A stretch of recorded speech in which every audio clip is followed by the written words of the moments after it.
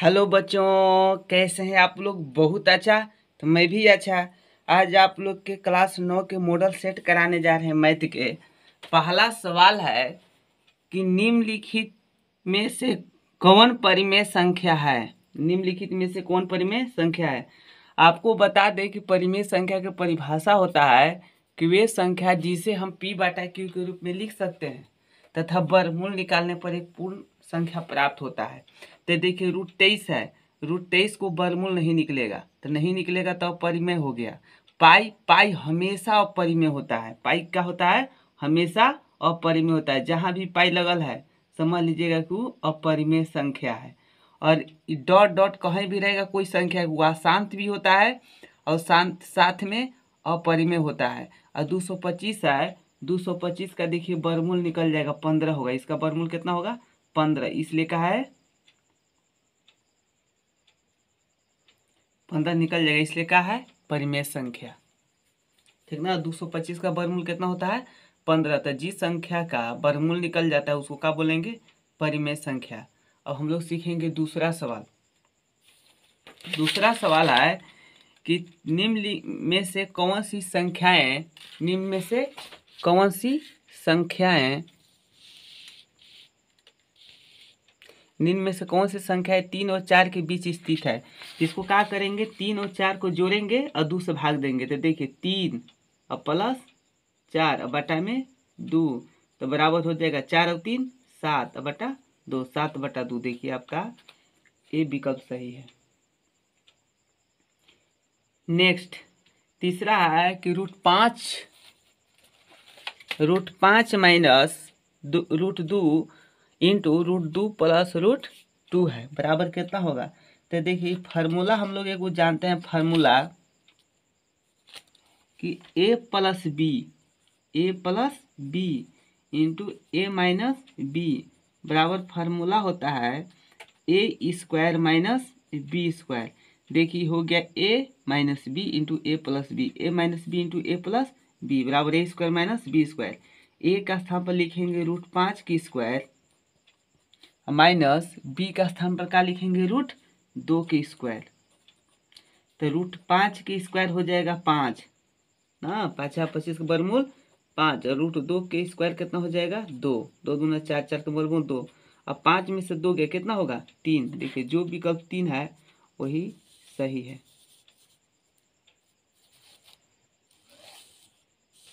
D देखिए विकल्प सही है। कौन विकल्प सही है? डी। कह रहा है कि 32 के पावर 2/5 है तो किसके बराबर है? देखिए 32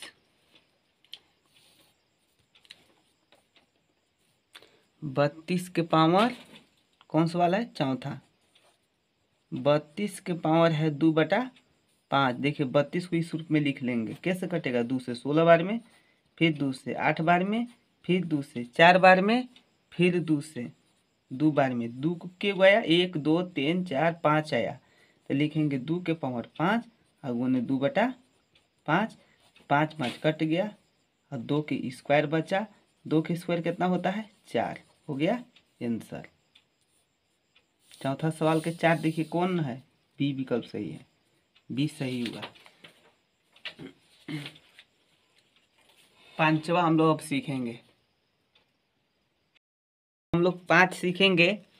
इनमें से कौन से बहुपद नहीं है। देखिए जो बहुपद होता है उसका पावर हमेशा, जो समीकरण इसमें दिया है देखिए x² प्लस 6x प्लस 7 है, जो चर संख्या है, जो ABCD वाला संख्या आता है उसका पावर हमेशा का होना चाहिए 0 से लेकर, माने प्राकृत संख्या होना चाहिए। 0 हो सकता है 1 2 3 4 5, माने पूर्ण संख्या हो सकता है ना। मतलब इसका जो पावर है वो हमेशा का होना चाहिए धनात्मक होना चाहिए ना, ऋणात्मक नहीं होना चाहिए, रूट में नहीं होना चाहिए ना। अब प्राकृतिक संख्या मतलब होना चाहिए एकदम 1 2 3 4 5 सब हो सकता है। तो इसमें देखेंगे कि इसमें जो चर संख्या पहला समीकरण में x² प्लस 6x है, तो इसमें क्या आया है? x आया। तो देखिए यहाँ पावर इसका 2 है, इसका पावर कुछ नहीं है तो कितना है? 1 छिपल हुआ है। और इसका xy है, दोनों का पावर एकत है, छिपा हुआ एकत। जैसे इसमें आते हैं तो इसका पावर 1 है और ये देखिए 5 बटा में y चल गया। और जब ऊपर की ओर जाएगा तो प्लस पावर है तो हो जाता है माइनस। क्या हो जाता है? माइनस। तो माइनस में पावर नहीं होना चाहिए। और बाटा में हो गया तो माइनस ऊपर जीवे करेगा। कह रहा है कि द्विघात बहुपद कौन नहीं है? यही द्विघात बहुपद नहीं है। क्यों? क्योंकि इसका पावर माइनस में हो जाएगा। जबकि इसमें देखिए इसका पावर 1, इसका पावर 1, इसलिए ही है। जेड का भी पावर 1 इसलिए है।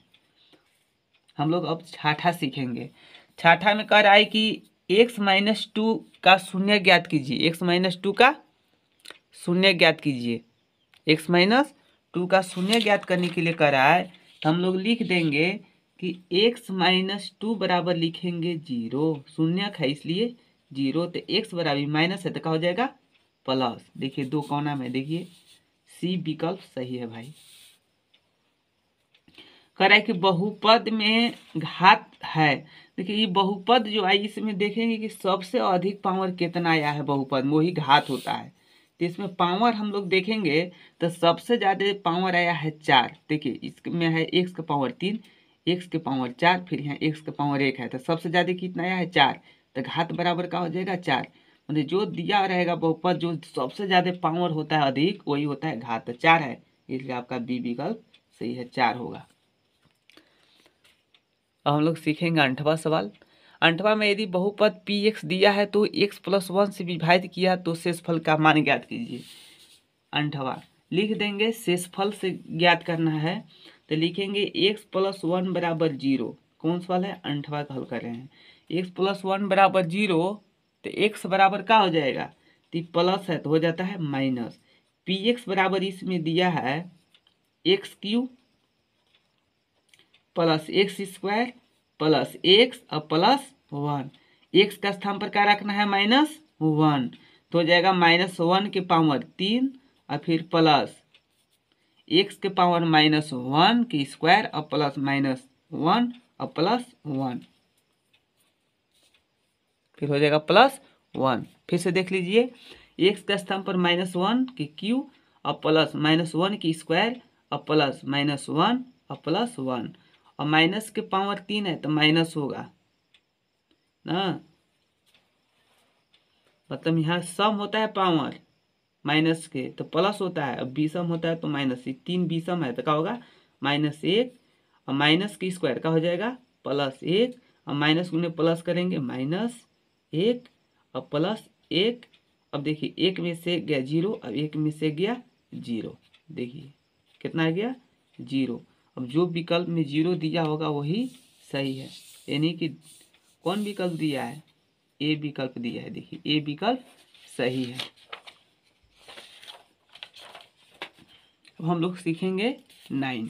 कह रहा है कि x अक्ष पर स्थित किसी बिंदु का निर्देशांक निम्न में से किस रूप का होता है?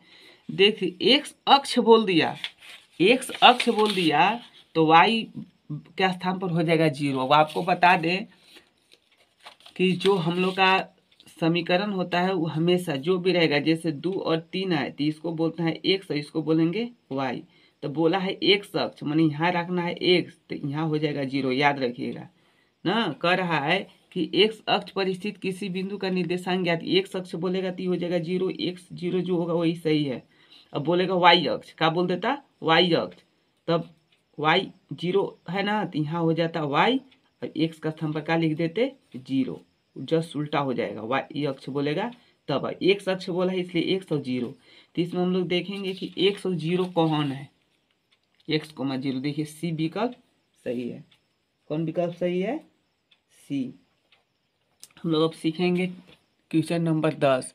मूल बिंदु का निर्देशांक का 0 0, एकदम याद रखिएगा ना। मूल बिंदु का निर्देशांक का होता है 0 0, यही मूल बिंदु है। इधर से भी 0, इधर से भी 0, तो 0 0 हो जाता है एकदम। ही तो लड्डू खाने वाला सवाल है जी, हमेशा 0 0 याद रखिएगा। लड्डू है यू है, लड्डू खाने वाला सवाल भी है। 11 है कि बिंदु 0-7 काटतीय तल में कहाँ स्थित है? देखिए 0 है मतलब x अक्ष के स्थान पर हो गया आपका 0, y दिया हुआ है तो कौन अक्ष पर होता है? इसको बोलते हैं y अक्ष। क्या बोलते हैं? y अक्ष ना। y दिया है, x 0 है तो इसको y अक्ष, x दिया रहेगा अब यहाँ 0 रहेगा तो उसको बोलेंगे x अक्ष। ठीक है।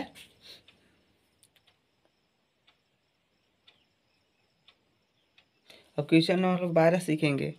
यदि x बराबर है 1, x बराबर कितना दिया है 1 और y बराबर दिया है 2, तो कह रहा है कि 3x प्लस 2y के का एक हल है। के का मान क्या है? तो देखिए 3x प्लस 2y बराबर का दिया है के, और x बराबर दिया है 1। कितना दिया है 1, तो x का स्थान पर क्या रखेंगे 1 और प्लस 2, y का स्थान पर क्या रखेंगे 2, क्योंकि दिया है, और बराबर के। अब देखिए 3 गुने 1 करेंगे तो 3 एकम 3 और प्लस 2 गुने 2 करेंगे कितना होगा 4 बराबर के, और 4 और 3 7 बराबर के का मान कितना आया 7। 7 विकल्प हम लोग टिक मारेंगे, 7 विकल्प सही है। अब हम लोग सीखेंगे 8।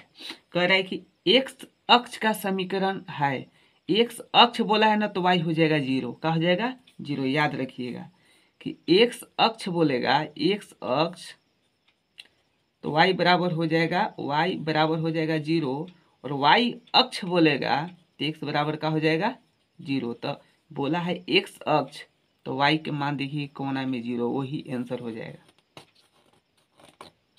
ना, वही आंसर हो जाएगा। देखिए बी विकल्प सही है, y बराबर दिया है 0। अब हम लोग 14 सीखेंगे कि रैखिक समीकरण 2x प्लस वाई बराबर 5 का हल है। अब 4 को विकल्प दिया है, अब 4 को विकल्प दिया है तो हम लोग को यह सीख लेना है कि कौन सा मान रखेंगे कि हमको आंसर कितना आना चाहिए 5 आना चाहिए। इसमें x और y का ऐसा मान रखेंगे कि हल करने के बाद कितना आना चाहिए 5। देखिए हम 2 रखेंगे तो 2 रखेंगे तो हो जाएगा 2 दूना 4, ई 2 रख देंगे यहाँ तो हो जाएगा 6, ई विकल्प गलत हो गया। अब दूसरा में है 1 1 1 और 2, तो यहाँ 1 रखेंगे तो हो जाएगा 1 गुने 2 2 और प्लस में y का स्थान पर 2 रखते हैं तो 2 2 2 4 हो जाएगा, 5 नहीं है, यहो गलत है। अब हम लोग सी देखेंगे तो यानी सी में देखिए 2 है तो यहाँ 2 रखेंगे तो 2 गुने 2 4, और y का स्थान पर 1 रखेंगे तो 2 दूना 4 1 5, 2 रखे तो 2 दूना 4, y का स्थान पर 1 रखेंगे तो हो जाएगा 5। यानी कि देखिए 2 गुने 2 किए, देखिए 2 रख दिए और प्लस में y का स्थान पर क्या रख दिए 1, तो देखिए 2 गुने 2 तो 4 और प्लस 1 बराबर कितना हो गया 5। आपका सी विकल्प सही है, सी का विकल्प रखने के बाद 5 प्राप्त हो जा रहा है। फिर कह रहा है कि यूक्लिड कथन की सभी समकोण एक दूसरे के बराबर होते हैं, निम्न रूप में से दिया गया एक अभिधारणा ही दिया हुआ है ना, 5 अध्याय के एग्जाम्पल में दिया एक अभिधारणा। नेक्स्ट, एक दिए हुए बिंदु होकर कितनी रेखाएं खींची जा सकती है। कह रहा है कि एक बिंदु है, इसे कितनी रेखाएं खींची जा सकती है। देखिए इससे अनेक रेखाएं खींच सकती है, इसको बोलेंगे अनंत। क्या बोलेंगे अनंत, एक बिंदु से अनंत खींच सकते हैं। देखिए इससे भी आव खींचा जाएगा तो इसको अनंत बोलेंगे। कह रहा है कि 70 डिग्री का पूरक कोण क्या होगा, 70 डिग्री का पूरक कोण क्या होगा, 70 डिग्री का पूरक कोण। देखिए 70 डिग्री का पूरक कोण बोल रहा है तो पूरक कोण बोलेगा तो पूरक कोण में दो कोणों का योग 90 डिग्री होता है, उसे पूरक कोण कहते हैं। तो एक है 70 तो दूसरा का कितना हो जाएगा, तो 90 में से 70 घटा दीजिए 20, कितना हो जाएगा 20, क्योंकि एक दिया है 70 तो दूसरा हो जाएगा कितना 20, दूसरा कितना हो जाएगा 20। तो कैसे, क्योंकि पूरा कोण ज्ञात करने का नियम होता है कि जो कोण दिया है 90 में से घटा दीजिए। तो 70 दिया है तो 90 में से 70 घटाएंगे तो 90 में से 70 को घटा देंगे तो हो जाएगा 20, कितना हो जाएगा 20। तो 20 आपका विकल्प सही हो गया। देखिए 20। ये हुआ पूरक। संपूरक बोलता है तो 180 में से घटाते ना, संपूरक बोलेगा तो कितना में से घटाएंगे 180 में से, 100 देगा 120 तो दूसरा हो जाएगा 60, क्योंकि 180 में से 120 घटाएंगे तो कितना हो जाएगा 60। ठीक है नेक्स्ट, यदि एक त्रिभुज का एक कोण शेष दोनों कोणों का योग के बराबर है। देखिए एक त्रिभुज है, इसका जो कोण है एक कोण, ये दोनों कोणों का योग के बराबर होता है तो उस त्रिभुज को समकोण त्रिभुज कहेंगे। क्या कहेंगे, समकोण त्रिभुज। 90 डिग्री का कोण बन जाता है, ये दोनों मिलकर 90 हो जाता है। कह रहा है कि आकृति में x का मान ज्ञात कीजिए। देखिए आकृति दिया हुआ है ना, आकृति दिया है, यहाँ पर 40 डिग्री का कोण दिया है और यहाँ पर 50 डिग्री का कोण दिया है। और हम लोग जानते हैं कि ABC जो है ये तीनों कोणों का योग 180 हो जाता है, तो यह 40 और यह 50, तो दोनों के जोड़ देंगे 90, तो तीसरा कोण का हो जाएगा, तो तीन होता है 180, तो ये हो जाएगा 90, क्योंकि 180 में से 90 को घटा दीजिए तो 90, तीनों को जोड़ेंगे तो हो जाएगा 180। और इसको बोलते हैं लीनियर पेयर, रैखिक युग्म। ई कोण और ई कोण मिल के हो जाता है 180, माने x प्लस 90 बराबर कितना होगा 180। तो कह रहा है कि यहाँ क्या होगा कि 180 होगा तो 90 होगा, x बराबर 180 माइनस 90 बराबर 90 डिग्री होगा। 90 पर क्लिक कीजिए। हम लोग सीखेंगे नेक्स्ट। कह रहा है कि निम्नलिखित में से कौन त्रिभुज की सर्वांग समता की कसौटी नहीं है। ई होता है, ई भी होता है, देखिए सी नहीं होता है, ए तीनों कोण नहीं होता है। नेक्स्ट यानी कि क्वेश्चन नंबर 21 सब हम लोग सीखेंगे। 21 कह रहा है कि त्रिभुज ए बी सी में यदि यदि कोण ए सी बी बराबर 70 हो तो कोण ए बी सी का मान ज्ञात कीजिए। पहले इसको हम लोग एक डायग्राम से समझेंगे।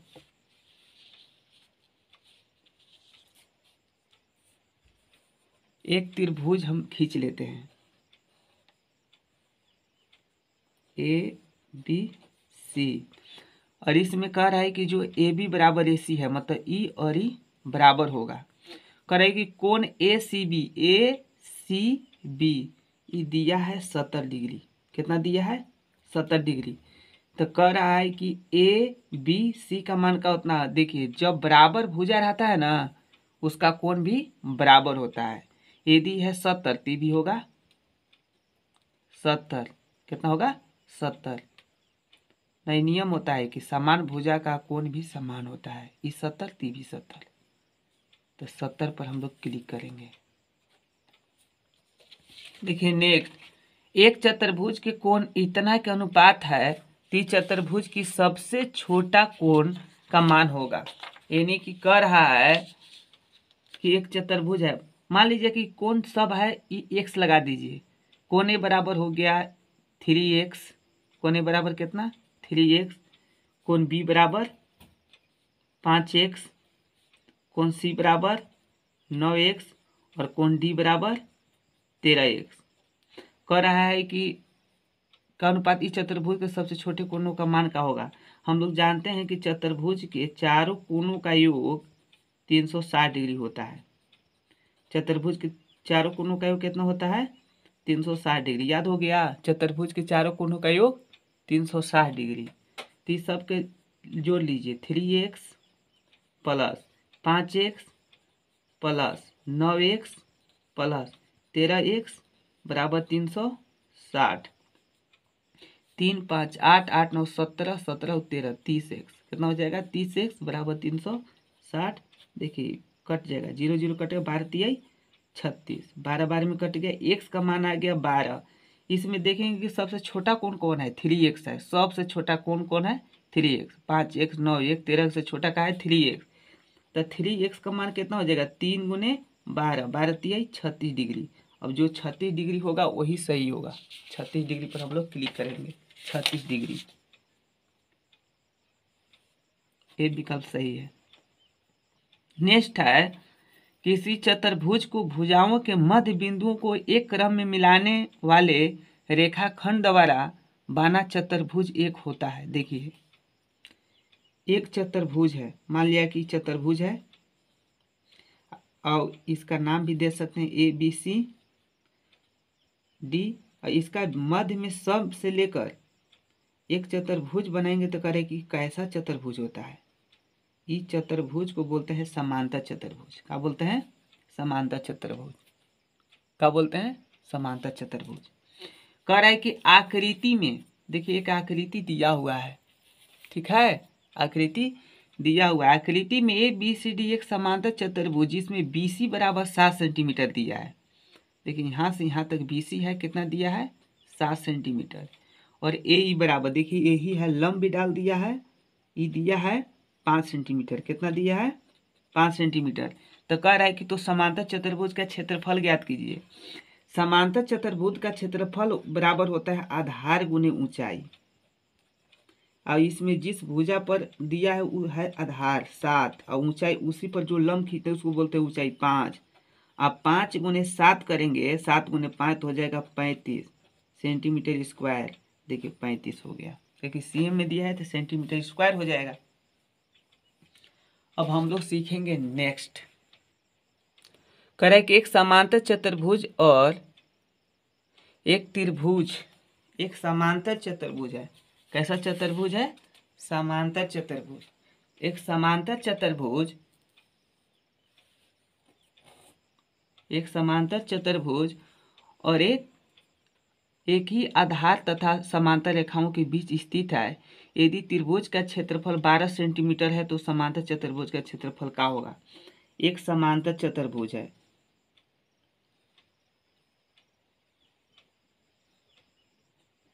ये समांतर चतुर्भुज है और एक ही त्रिभुज, एक ही आधार पर एक त्रिभुज है। देखिए एक ही आधार पर ABCD, देखिए दो त्रिभुज बनाना, इधर और इधर।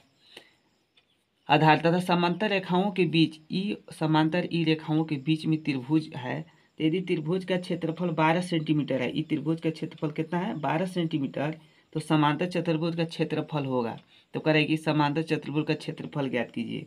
ये नियम होता है कि समांतर दो न करे कि एक समांतर चतुर्भुज, एक ही त्रिभुज, एक ही आधार तथा समांतर रेखाओं के बीच जो चतुर्भुज बनता है उसका अनुपात हो जाता है चतुर्भुज का क्षेत्रफल और यानी त्रिभुज का क्षेत्रफल और चतुर्भुज का क्षेत्रफल का अनुपात होता है 1:2। यदि ई दिया है 12, कितना दिया है? 12, ती हो जाएगा 2 गुना, क्योंकि 2 गुना है, 1 से 2 है तो 2 गुना है ना। तो 12 गुने 2 करेंगे तो 12 दूना 24। देखिए इसको काटेंगे तो 1, ये काटेंगे तो 2 हो जाएगा। 12 कम 12, 12 दूना 24। यदि यहाँ रहता 10 तो यहाँ होता है 20, यहाँ 50 तो यहाँ हो जाएगा 100। और यदि एग्जाम में घुमा के दे देगा तब क्या घुमा के देगा कि समांतर चतुर्भुज का क्षेत्रफल है 24, तो त्रिभुज का क्षेत्रफल तो अति याद दीजिएगा, ये 24 है तो 12, 20 रहेगा तो 10। ठीक है, कौन विकल्प सही है? 24 देखिए, सी विकल्प सही है 25वां। अब हम लोग सीखेंगे 26। कह रहा है कि वृत्तखंड, एक वृत्तखंड है। कहा है? वृत्तखंड। देखिए वृत्तखंड जो है ना, एक वृत्तखंड बांधता है एक, देखिए जीवा से, जीवा है और एक ई देखिए चाप है। क्या है? चाप है, ये जीवा है ना। तो जो चाप है और जीवा के जो बीच का भाग होता है उसको बोलते हैं वृत्तखंड। क्या इस भाग को क्या बोलेंगे? वृत्तखंड। तो कह रहा है कि वृत्तखंड एक चाप तथा जीवा के बीच का भाग होता है। तो एगो में भराएगा जीवा, इसमें क्या भराएगा? जीवा, जीवा के बीच का भाग होता है। ठीक है, 3 संरेखी से होकर कितने वृत्त खींचे जाते हैं? देखिए 3 गो संरेखी है, संरेखी बिंदु 3 गो। देखिए 1 2 3। कह रहा है कि कितने वृत्त खींचे जा सकते हैं? देखिए यहाँ से स्टार्ट किए, एक से एक वृत्त खींच दिए, और जो ये बिंदु दिया है हम फिर चाहेंगे कि एक वृत्त खींचेंगे। देखिए ऐसे खींचेंगे, ये संभव नहीं है, तीनों नहीं मिलेगा बिंदु। 2 मिल सकता है लेकिन तीनों नहीं मिलेगा, तो केवल एक ही वृत्त खींच सकते हैं। तो इसका उत्तर हो जाएगा 1 और केवल एक ही वृत्त खींचा जा सकता है। देखिए हम लोग सीखेंगे नेक्स्ट। कह रहा है कि आकृति में कोण ACB का मान ज्ञात कीजिए। देखिए आकृति दिया हुआ है, इसमें कौन चीज का मान ज्ञात करने के लिए कह रहा है? आकृति में कोण ACB, कौन चीज? ACB। हम लोग देखेंगे कि ACB मतलब इसका मान ज्ञात करने के लिए कह रहा है। और आकृति में यहाँ कितना दिया है? 50 डिग्री। कितना दिया है? 50 डिग्री। और इसका मान करेंगे कितना होगा आप बताइए। ठीक है, इसका मान ज्ञात करने के लिए करें यहाँ। तो नियम होता है कि जो केंद्र पर जो कोण बनता है, 2 त्रिज्याओं से जो झुकी रहती है, ओकर यहाँ से बनाया गया कोण वृत्त के परिधि पर आधा होता है। देखिए 50 है, तो हो जाएगा 25। कितना हो जाएगा? 25। यदि यहाँ 100 रहेगा तो यहाँ कितना हो जाएगा? अधिया दीजिए 50। यदि 60 रहेगा तो 30। और यहाँ कौन दिया रहेगा तो यहाँ दोगुना हो जाएगा, याद रखिएगा। यहाँ यदि है 10 तो यहाँ हो जाएगा 20, यहाँ यदि है 40 तो यहाँ हो जाएगा 80, ठीक है। तो यहाँ है 50 तो यहाँ दिया ये तो 25 पर हम लोग क्लिक करेंगे, 25 डिग्री आंसर सी विकल्प सही है। अब हम लोग सीखेंगे नेक्स्ट।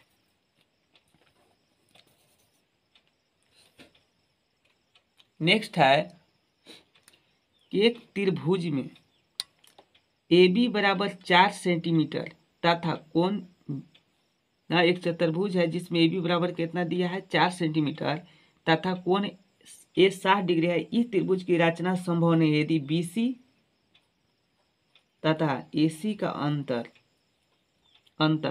मतलब देखिएगा, यदि बी सी और ए सी का अंतर यदि दिया है इसमें ए बी बराबर 4 तो इसका जो अंतर आना चाहिए 4 से अधिक आना चाहिए। तो हमें देखेंगे कि 4 से अधिक कौन है, 3 है, 4 से कम है, 3.5 है, 4 से कम है, 4.5 है, ये 4 से अधिक है, 2.5 ही कम है, तो जो अधिक है वही विकल्प सही होगा।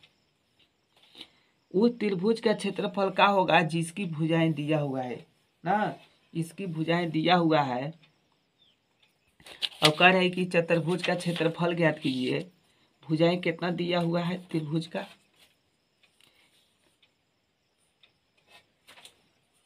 त्रिभुज का भुजा कितना दिया हुआ है, यानी कि सवाल हो गया आपका 30। कौन सवाल है 30। इसका भुजा दिया हुआ है ए बराबर 3 सेंटीमीटर, बी बराबर दिया है 4 सेंटीमीटर और सी बराबर दिया है 5 सेंटीमीटर। 3 को भुजा दिया है, समझिए कि हमको बनाना है हीरोन के फार्मूला से। एस बराबर होता है ए प्लस बी प्लस सी बटा 2। ए का स्तंभ पर क्या लिखिएगा 3 प्लस 4 और सी का स्तंभ पर लिखिएगा 5 बटा में 2। सबके जोड़ दीजिए, 5 4 9 3 12, 12 बटा 2, 6 दूना 12, कितना आ गया 6। और त्रिभुज का क्षेत्रफल बराबर होता है, त्रिभुज का क्षेत्रफल बराबर हीरोन के फार्मूला से under root S into S minus A into S minus B into S minus C होता है।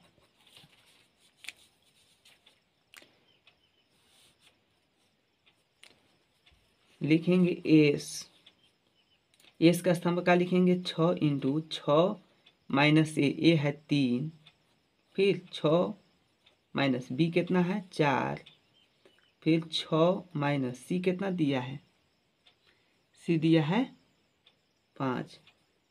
6 गुने 6 में से 3 गया तो 3, 6 में से 4 गया तो होगा 2 और 6 में से 5 गया तो 1। अब देखिए इसको क्या लिखेंगे 2 गुने 3 गुने 3 गुने 2, 2 एकम 2 हो गया। अब इसको निकालेंगे जोड़ा, क्या निकालेंगे जोड़ा। देखिए 2 के जोड़ा मिल गया तो 2 और 3 के जोड़ा मिल गया तो 3 और 3 दूना 6 सेंटीमीटर स्क्वायर, यही हो गया आंसर। 6 देखेंगे इसमें कहाँ है, 6 सेंटीमीटर, यानी कि क्वेश्चन नंबर 30 के कितना आया हम लोग के 30 के 6 सेंटीमीटर, सी पर क्लिक करेंगे। अब 31, उस समबाहु त्रिभुज का क्षेत्रफल क्या होगा जिसकी भुजाएं 6 सेंटीमीटर है। देखिए समबाहु त्रिभुज का जो क्षेत्रफल है, कौन समबाहु त्रिभुज का क्षेत्रफल वो होता है √3/4 भुजा स्क्वायर माने ए स्क्वायर, तो हो जाएगा √3/4। ए का स्थान पर क्या लिखेंगे, ए का स्थान पर लिखेंगे 6, क्योंकि 6 दिया स्क्वायर मतलब 2 बार लिखेंगे, ये कट जाएगा 2 बार में, 2 3 6, फिर 2 बार में कटेगा 3 3 3 के 9 और 9√3, 9√3 देखेंगे कौना में आएगा, ये विकल्प सही है। आर त्रिज्या वाले गोले का आयतन होता है, गोले का आयतन बराबर होता है formula 4/3 pi are cube, 4/3 pi are cube. अर्धगोला का होता है 2/3 पाई आर क्यू। तो 4/3 पाई आर क्यू। देखिए सी विकल्प सही है, गलत, सी नहीं है जी, डी है। 4/3 पाई आर क्यू कौन है? D, 4/3 pi are q. अगला नेक्स्ट कह रहा है कि आर त्रिज्या तथा एच ऊंचाई वाले बेलन का कुल पृष्ठीय क्षेत्रफल निम्न में से क्या होगा? देखिए बेलन का जो फॉर्मूला होता है, आर त्रिज्या ऊंचाई वाले बेलन का कुल पृष्ठीय क्षेत्रफल वो होता है 2 pi R H plus 2 pi R square. इसमें 2 पाई आर कॉमन ले लेते हैं तो हो जाता है 2 पाई आर से एच और प्लस 2 पाई आर से 2 पाई आर गया तो क्या बचेगा? आर। अब आपको बता दें कि कहीं विकल्प इसको देगा, कहीं विकल्प इसको देगा, तो जो विकल्प में रहेगा उसी को सही मारिएगा। तो 2 पाई आर एच और प्लस 2 पाई आर दिया है सी में, सी विकल्प सही होगा। देखो नेक्स्ट 34 नंबर सीखेंगे हम लोग। 34 नंबर में है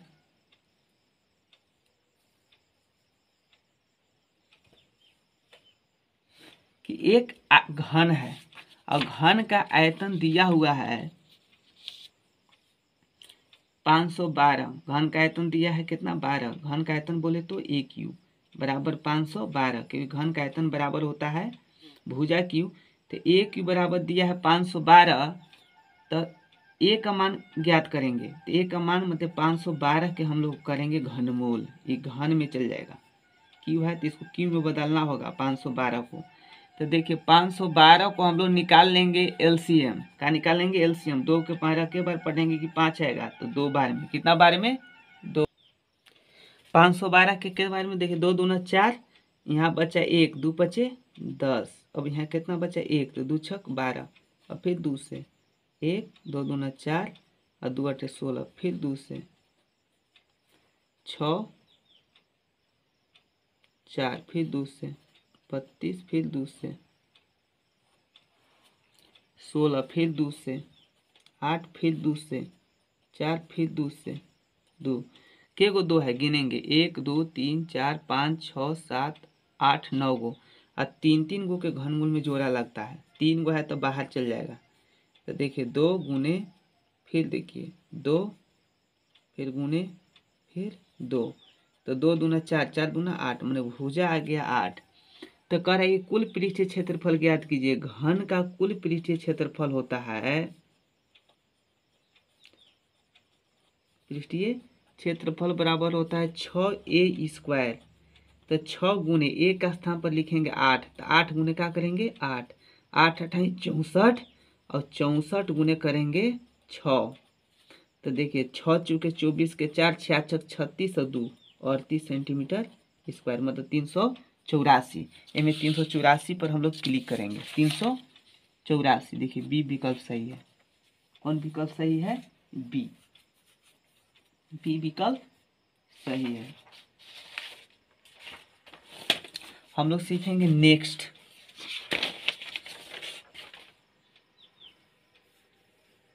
एक शंकु की तिर्यक ऊंचाई। एक शंकु है उसका तिर्यक ऊंचाई दिया हुआ है। कितना दिया है शंकु का तिर्यक ऊंचाई? यानी कि आपका एल बराबर दिया है, तिर्यक ऊंचाई एल बराबर 10 सेंटीमीटर और आधार की त्रिज्या आर बराबर 7 सेंटीमीटर। तो कह रहे हैं शंकु का वक्र पृष्ठीय क्षेत्रफल, शंकु का वक्र पृष्ठीय क्षेत्रफल होता है पाई आर एल। पाई का मान 22/7, आर का स्थान पर 10, एल का स्थान पर 7 लिख देंगे। और 7 से 7 गया, 22 गुने 10 करेंगे तो हो जाएगा 220। ठीक है, 220 पर क्लिक करेंगे, 220 सेंटीमीटर स्क्वायर। डी विकल्प सही है। कौन विकल्प सही है? डी।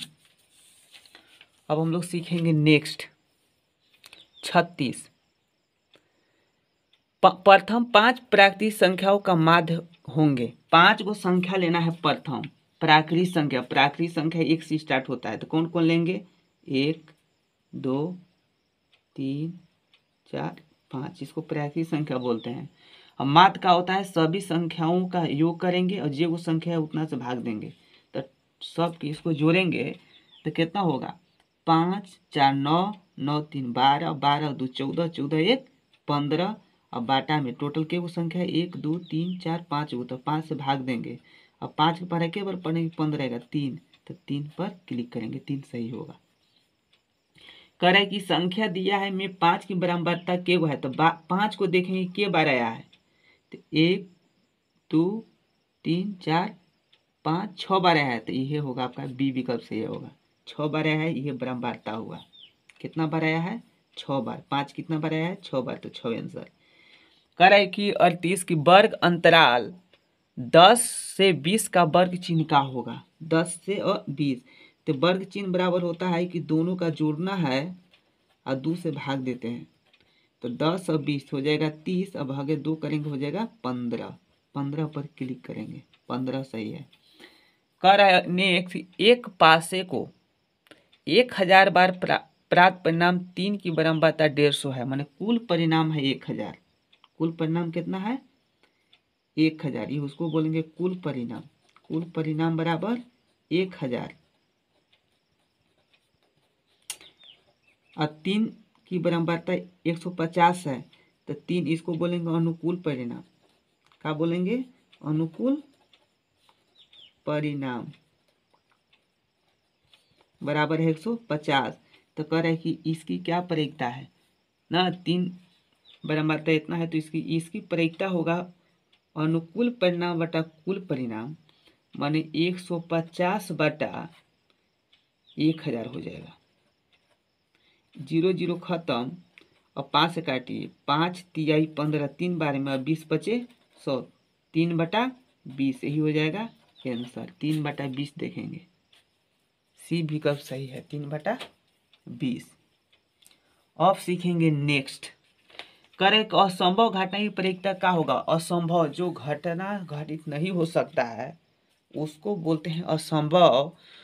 ना असंभव घटना जो कि घटित होना ही संभव नहीं है, उसका मान हमेशा हो जाता है 0। क्या हो जाता है? 0। और जो गारंटी के साथ घटेगा उसको बोलेंगे संभव या निश्चित घटना, उसका मान होता है 1, जो उसको गारंटी के साथ ना। और जो घटित कहेगा कि निम्न में से कौन प्रयोगिता नहीं हो सकता है, इहो सवाल इसका स्थान पर आ सकता है। तो जो माइनस में रहेगा और या जो 1 से अधिक रहेगा, जैसे 4 बटा 3 है, प्रयोगिता का मान नहीं होगा, ऐसा भी सवाल आ सकता है 40 का स्थान पर। लेकिन इसका जो आंसर होगा कि असंभव घटना की प्रयोगिता क्या होती है, जो मतलब घटना संभव नहीं है उसका मान होगा 0। क्या होगा? 0। और आज आपका जो है मॉडल सेट कंप्लीट होता है 9 क्लास के। मेरा चैनल को सब्सक्राइब नहीं किए हैं तो सब्सक्राइब कीजिए, लाइक कीजिए, शेयर कीजिए, कमेंट कीजिए। Thank you, all the best मेरे प्यारे स्टूडेंट।